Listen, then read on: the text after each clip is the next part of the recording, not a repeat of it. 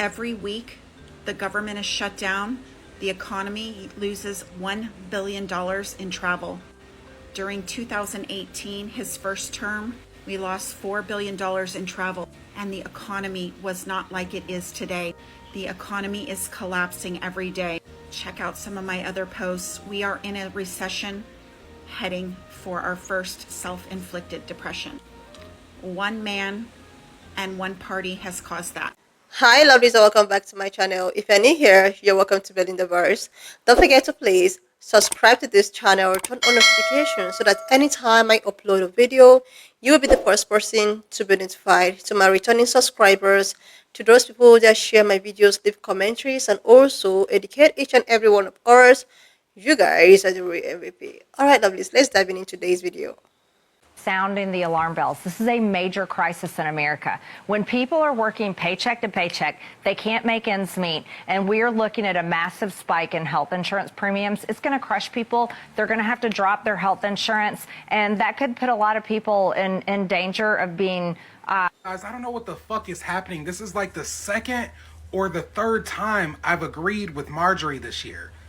And fucking Candace Owens. It's like, no, we're not going to be easily fucking, just hoodwinked. We know that fucking the midterms are next year and she's up for re-election. But at least any fucking Republican is standing up and just stating the fucking obvious. I don't care what anyone says. In my opinion, I think we're fucking shut down because of the Epstein scandal. They don't want to swear in our last fucking vote to release the fucking files. I swear I've just been getting like a headache because fucking agreeing with Marjorie and Candace was not on my fucking bingo card for this year.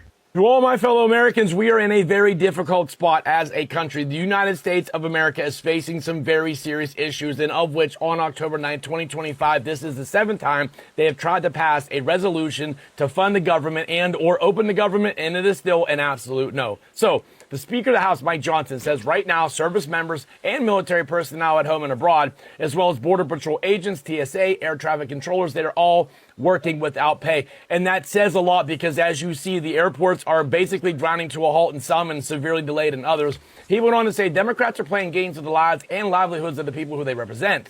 So they're saying the Democrats are using the shutdown to try to force Republicans to strengthen Medicare, Medicaid, and the ACA marketplace, which are broadly popular.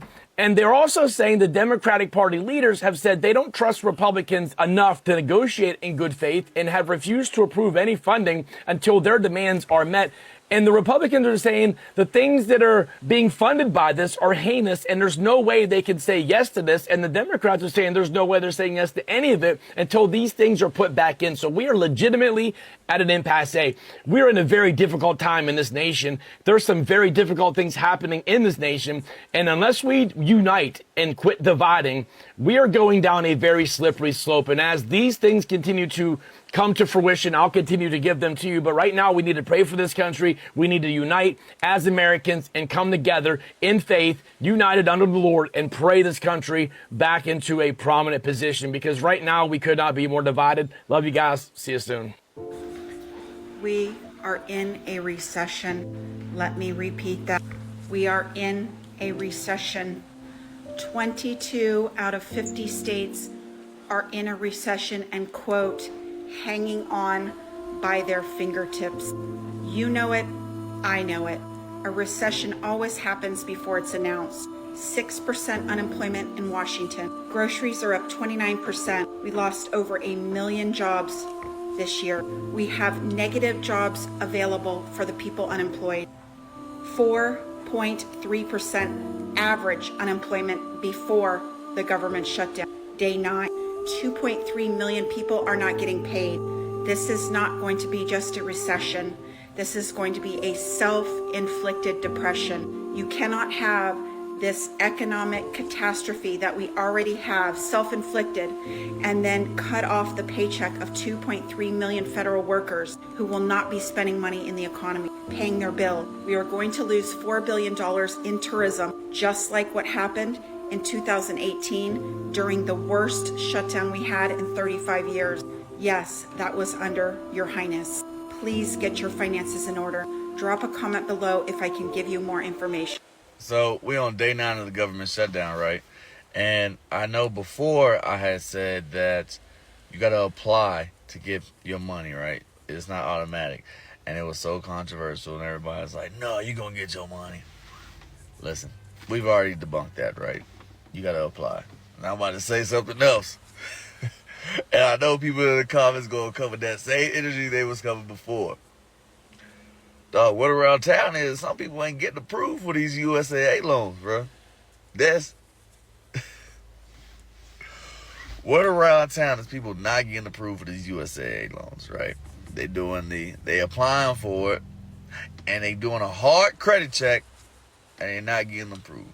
Now the reason they probably not getting approved is because they got bad credit, but that's a discussion for another time on why your credit is bad. But USAA, dog, come on. Like, why is you not working with these soldiers? They have an active duty account. You know they gonna get paid eventually, right?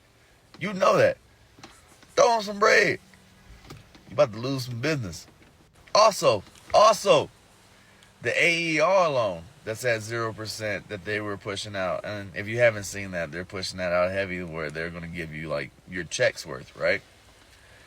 You gotta go to MyPay as part of the application and send them your last LES, right?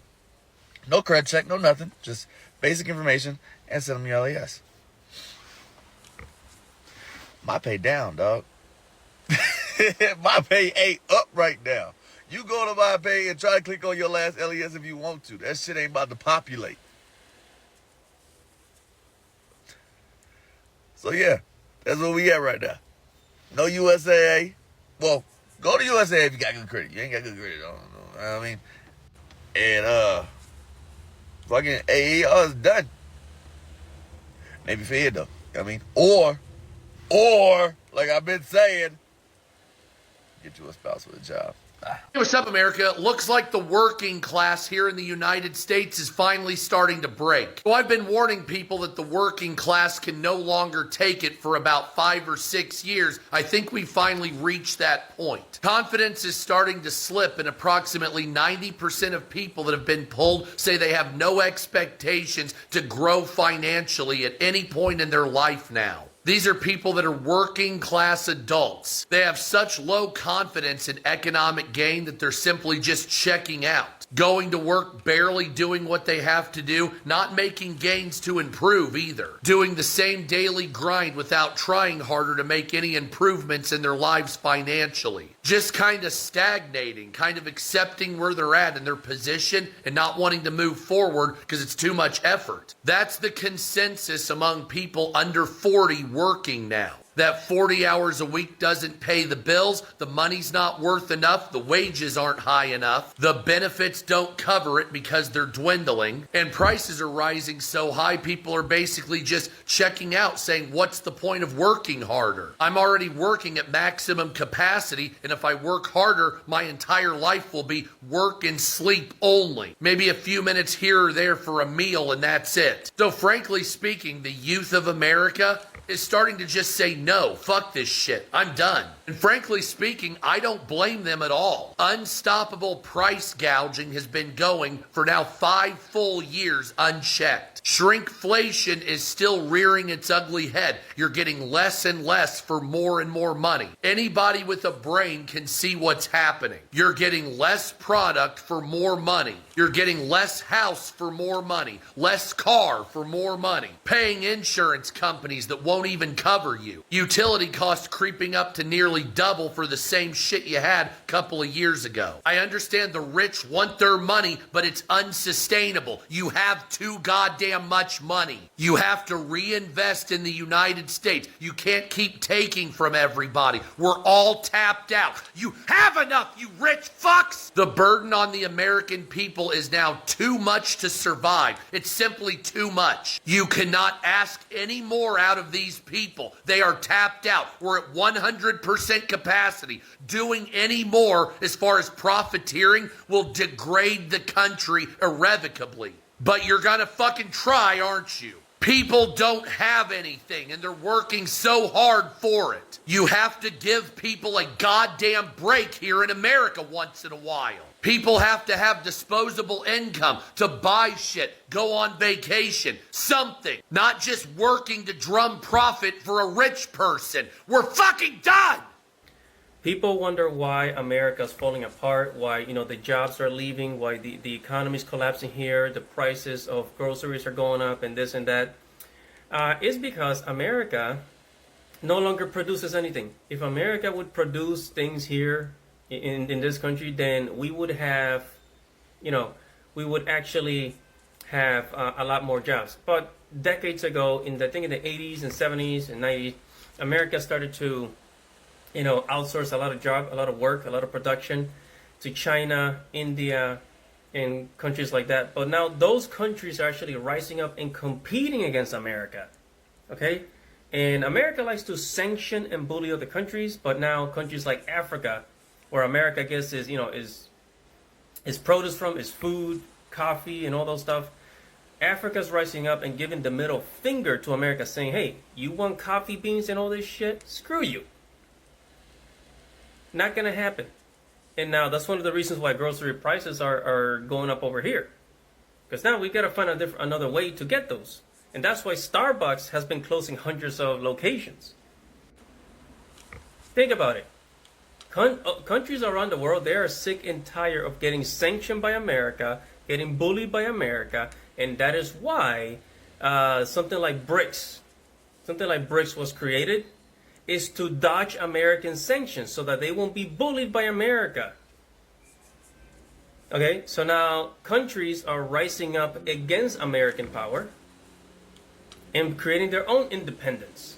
And this is better. This is better because now countries can be efficient by themselves and they don't need to rely so much on America. So America's dominance is over. America's dominance is over. Now the question is, what's going to happen here, the home country? There's going to be absolute chaos. There's going to be mass unemployment, and I don't think those factories are coming back. I really don't think they are. There's going to be a lot of people are just unemployed, and people are going to be forced to be entrepreneurs, to just come up with ideas to make money. I don't know, plant vegetables in your backyard or something. Come up with something creative, but it is not going to be the same. It's not going to be the same. America is a falling empire, and honestly, I kind of like that other countries are growing, because this cannot be it. Also, a lot of people have realized how America is a lie. America's a lie, and in the last 20 years, since there's been like huge tourism to other countries, people have realized, hey, America's not the best country. It really isn't. But hey, whatever your thoughts are, make sure to comment, like this video, hit the heart button, hit the plus button, guys. And I'll see you guys in the next video. It's your boy Andy Matrix. Godspeed. People keep saying that artificial intelligence is transforming American economy, but few notice what is really happening. When you remove AI data center from the numbers, American GDP growth this year falls from 1.6% to only 0.1%. Without AI, the economy is flat. Harvard economist Jason Furman found that AI investment make up only 4% of the economy.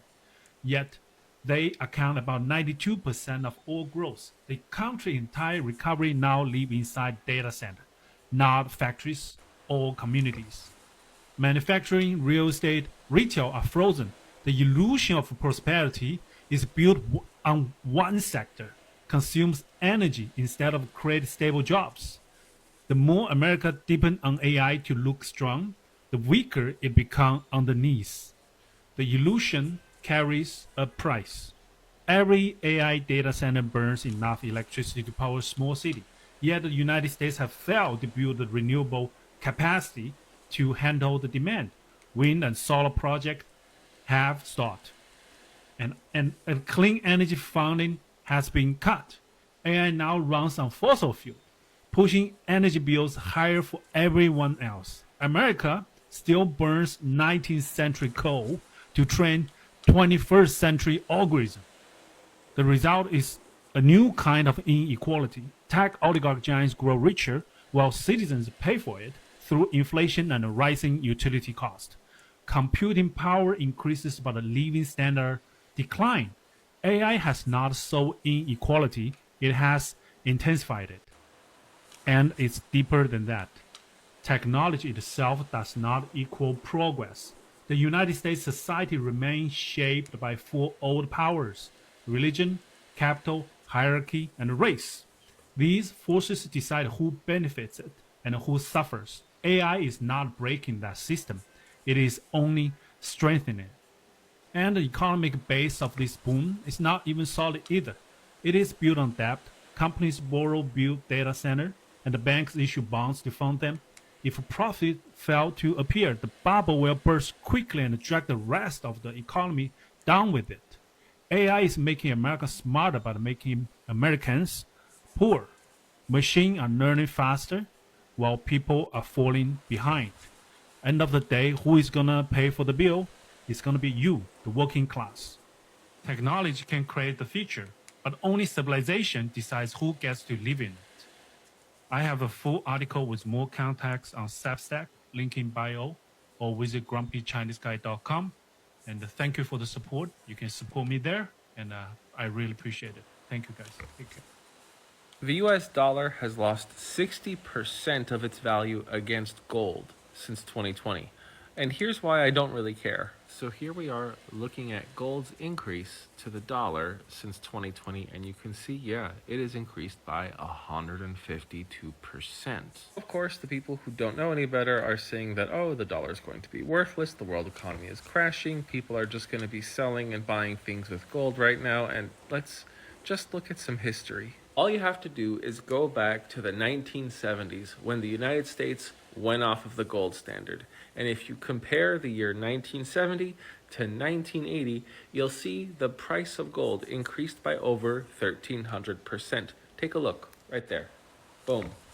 But from 1980 to 1990, the price of gold per US dollars dropped by about 25%. And from 1990 to the year 2000, it dropped by almost 30%. After the price of gold skyrocketed in the 1970s, it saw a 20-year drop in price. So this took a while. And now it looks like we're in an increase cycle. So from 2000 to 2010, it increased by about 280%. And from 2010 to 2020, it increased by 61%. And so here we are today. The price of gold is now $4,018 US dollars. And that is effing high. But if it was anything compared to what we saw in the 1970s, then we would see $12,000 or $13,000 as the price of gold. But the main reason why I'm not terribly worried about the value of the US dollar versus gold is because oil hasn't increased in any way, shape, or form comparable to gold. And oil is by far much more important than gold. Oil makes the world go round. Gold is a psychological tool. So I made a chart comparing the price of gold in US dollars to the price of oil in the same commodity. And you could see from 2022 to today, yeah, the price of gold has more than doubled. It's went over 119%. But the price of oil has actually dropped by over 17%. Now, generally, if there is something wrong with the US dollar, the price of oil and the price of gold both go up in parallel. Not at the same levels, but the same direction. But we are seeing, in fact, the exact opposite between these two because there is still so much global economic uncertainty. We have the war in Europe between Russia and Ukraine. Then there's the instability happening in the Middle East. And the Chinese economy still has not recovered from 2020, 2021.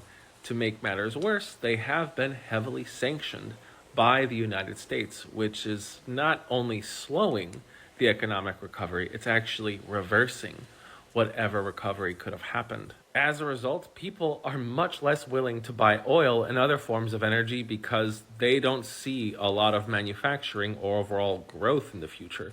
But they are flocking to gold because it is still the most trusted store of value all around the world. Now let's look at which countries' central banks have been the top buyer of gold. I made a pie chart showing which 10 countries have purchased the most gold in 2024. And take a look. With the exception of China, None of the economies that have been heavily accumulating gold last year were extraordinarily developed. And China is going through a huge currency problem with deflation. So that is most likely why they are buying so much gold. Are we seeing the developed economies of the European Union? Are we seeing Japan or the United States making large purchases of gold? No, because they don't really need to.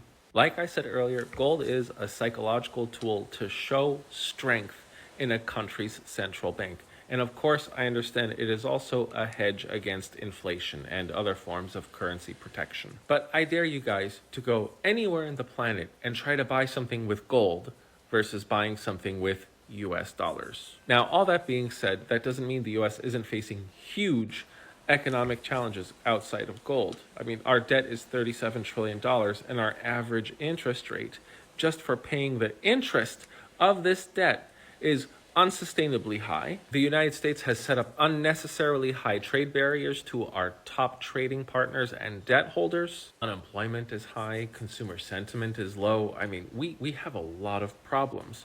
But the point of this post was just to dismiss the nonsensical argument that gold has never risen at such a high rate or that the dollar is becoming worthless just because of the increase in the value of gold. If you found this post useful and informative about the US dollar's relationship with gold, engage with this post and share with some friends. Thanks for watching. Everybody, may I say you look fantastic this morning. So Mark Carney and Donald Trump are meeting shortly in regards to talking about trade between Canada and the United States. People say the pressure is on Mark Carney because of everything that's going on up here in Canada. But the real pressure, I think, is on Donald Trump. Now, if you look at the American economy, it's kind of spiraling a little bit. Some things are good, some things are bad. There's some things which are actually atrocious. Now, Donald Trump has promised farmers in the United States a bailout. He hasn't given it, he's promised it. And like Donald Trump, he promises a lot and he says a lot and it never happens. But that's not the only sector which is looking for a bailout. Bourbon makers, I remember those bourbon makers that said only 1% of their money came from Canada. Bourbon makers in Kentucky are now also asking for a bailout. So it'll be interesting to see what happens with that. But there's also another industry that's also asking for a bailout too, and that's the auto sector. So we have now 3 different sectors of industry asking the US government for a bailout because Trump's tariffs have been so brutal on them. In fact, so much so, this is what Jim Farley said. Jim Farley is the CEO of Ford, and this is what he said. It's frustrating because we're the most American auto company and we export the most, and yet we have this $2 billion headwind. He's referring to the money that he has to pay on tariffs. We have this $200 billion headwind, which prevents me from investing even more in the USA. And that's CEO Jim Farley talking to Yahoo Finance. So America's economy is far, far, far from in a good place. So if there's any hope for any kind of midterm success for the Republicans, Donald Trump has to bring a favorable deal from the Canada trade negotiations with Mark Carney. He has to. His comments about the 51st state and him saying things like, they're finding things really hard up there because of tariffs are actually not true. It's America that's finding things very hard. And we're going to find more and more sectors that are going to want more and more bailouts.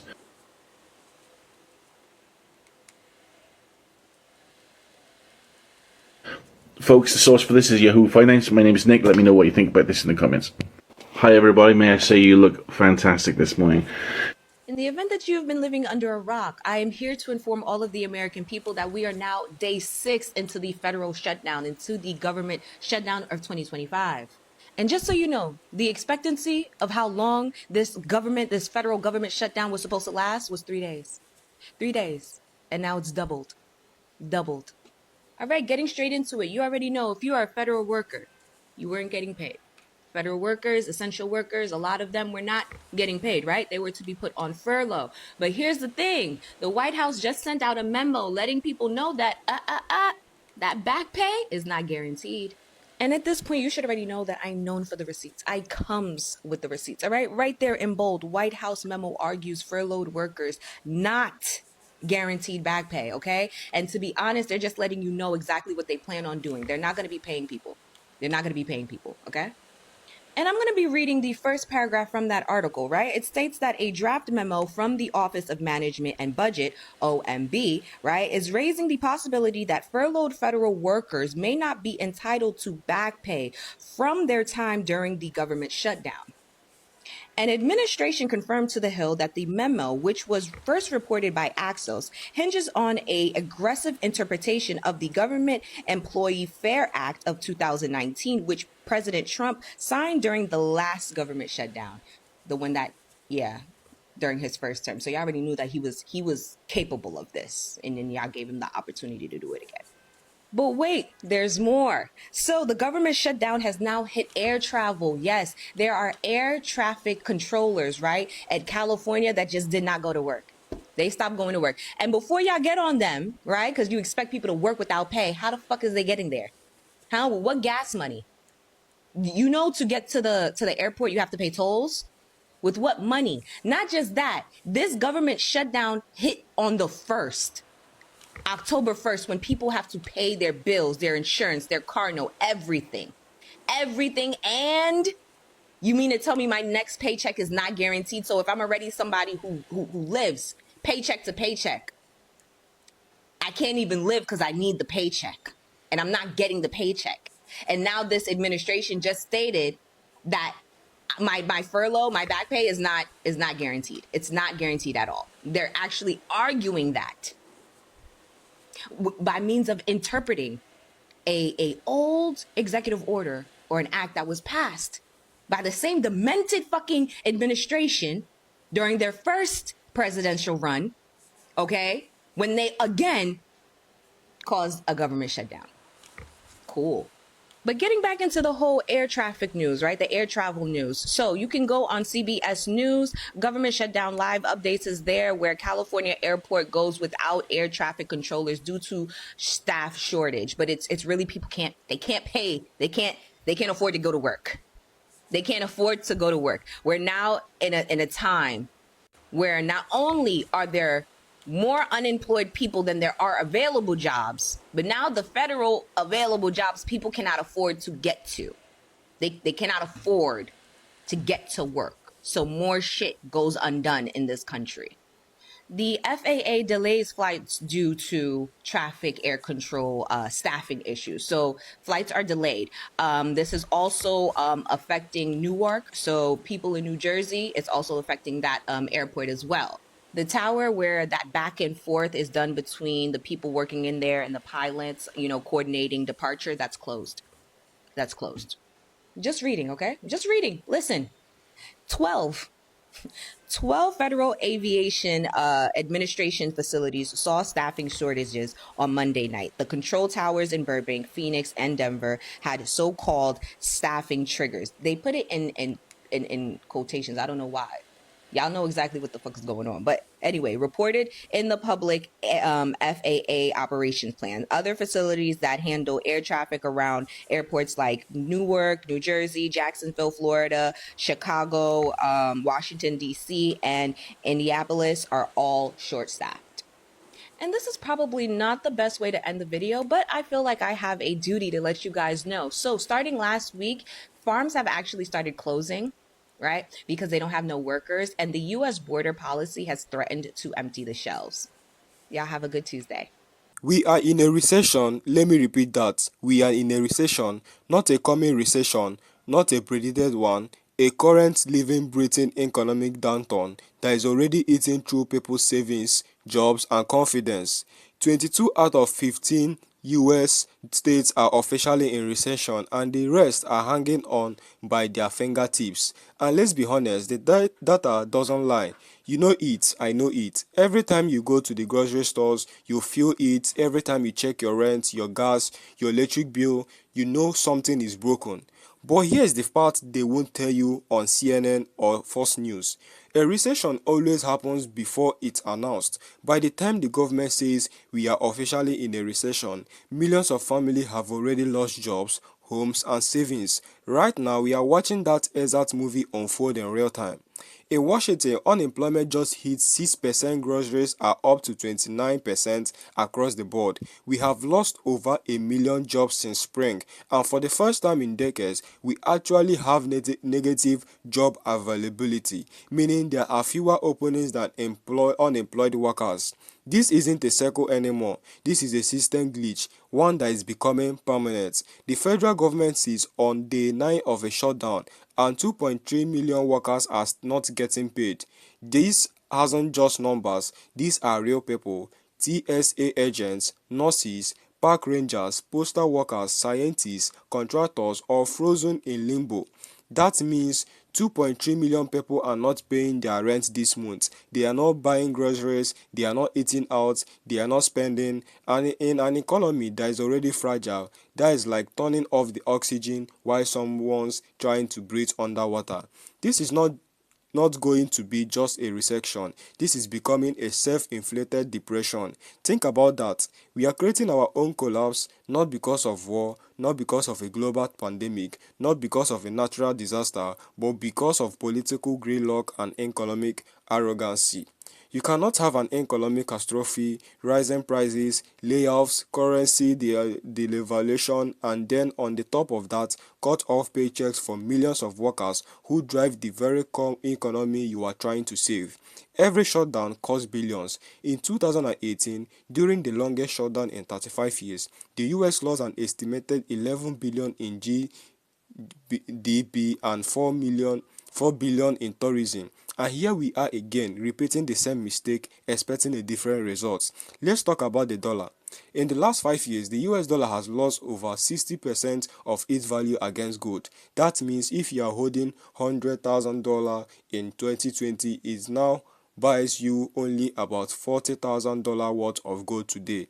Gold, the historical benchmark of value, is screaming that the dollar is weakening fast, and when a currency loses its value, three things happen. People stop trusting the money they earn, prices rise because the money buys less, nations holding your debt start selling it. And that is the silent war that is now happening behind closed doors. Foreign central banks are quietly dumping US treasuries. China, Japan, and Saudi Arabia, three of America's biggest creditors, have all reduced their holdings, and why wouldn't they?